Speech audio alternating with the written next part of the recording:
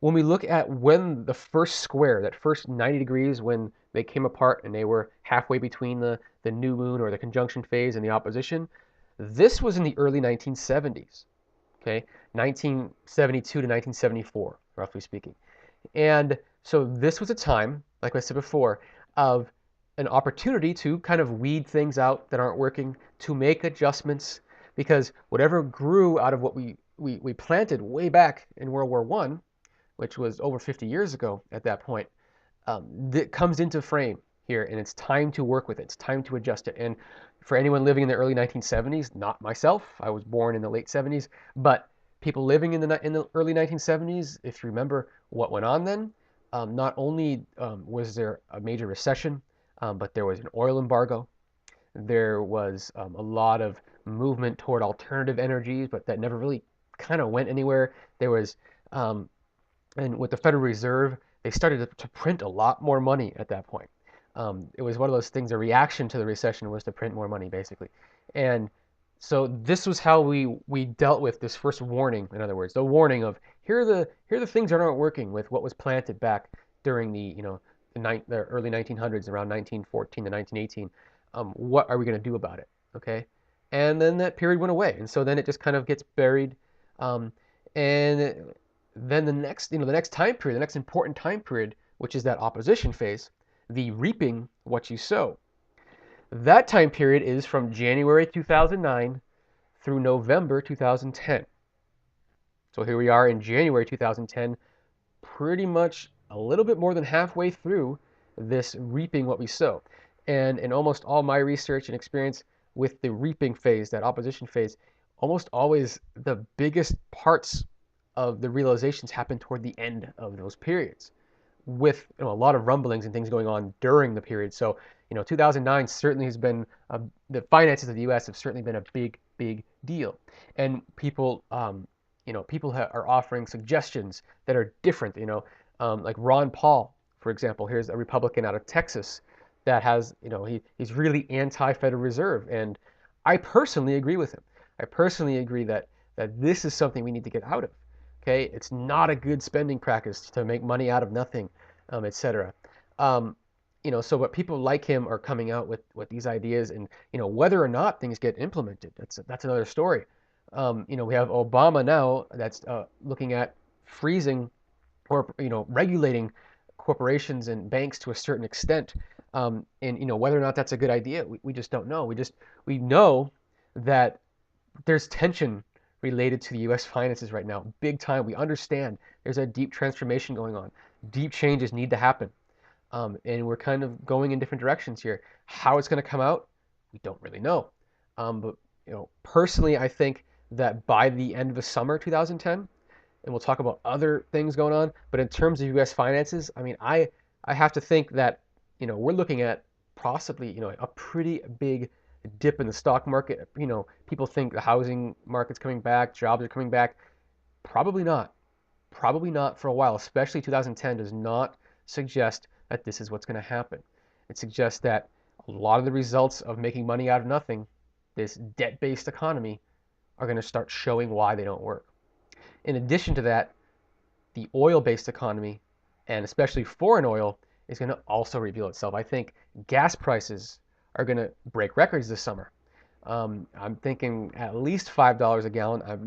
I might be being conservative by saying $5 a gallon. It's going to be higher than we've ever seen on a national average. That's for sure. We might even see another oil embargo. Okay, so these are things that are going on now, and it's going to last beyond 2010, but it's all coming through here in 2010. Along with Pluto touching on the US's finance planet there, Venus, we also have Saturn in there. Saturn is making a square to Venus, okay? It's just adding to this sense of restructuring finances. So there is some hope in that if we take an active role and actively change how we finance ourselves, how we work with money, whether that's a combination of, transparency with the Federal Reserve and maybe some, regulations on the banks, etc.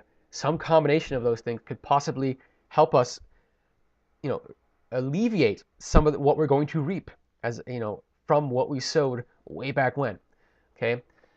And speaking of Saturn and Pluto, so with Pluto opposing Venus, Saturn squaring Venus, that puts Pluto and Saturn in a square to each other. Okay, they are squaring each other right now as we speak, and they happen to both be forming um, this exact formation or um, aspect to the U.S. natal Venus, and Pluto and Saturn on their own.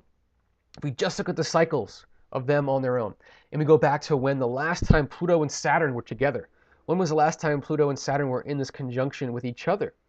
And that was in the early 1980s, okay? 1982 into early 1983. And when we think back, what started them? And first of all, what are the planetary components of Saturn and Pluto? Pluto being deep transformation and secrets and underhanded activities, power, okay? Saturn being like government, structure, rules, society.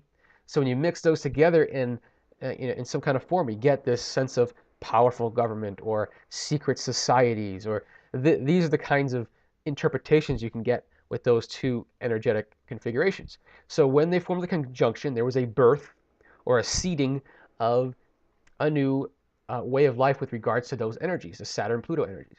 And in the early 1980s, with regards to like secrets and power and government, we had basically the birth of Middle Eastern terrorism in terms of, as we know it now, in terms of Al Qaeda and the Taliban, even though they don't get along with each other too much.